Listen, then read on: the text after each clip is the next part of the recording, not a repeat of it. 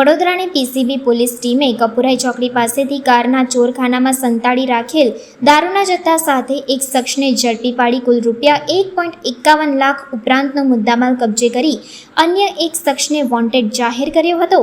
PCB police ટીમને ચોક્કસ માહિતી મળી હતી કે એક શખ્સ પોતાની કારમાં ઇંગ્લિશ દારૂનો જથ્થો ભરી ડભોઈ ખાતેથી નીકળી કપુરાઈ ચોકડી થઈ વડોદરા જવાનો છે, જેના આધારે પોલીસે કપુરાઈ ચોકડી ખાતે વોચ ગોઠવી બાતમી મુજબની કાર પસાર થતાં તેને કોર્ડન કરી રોકી હતી।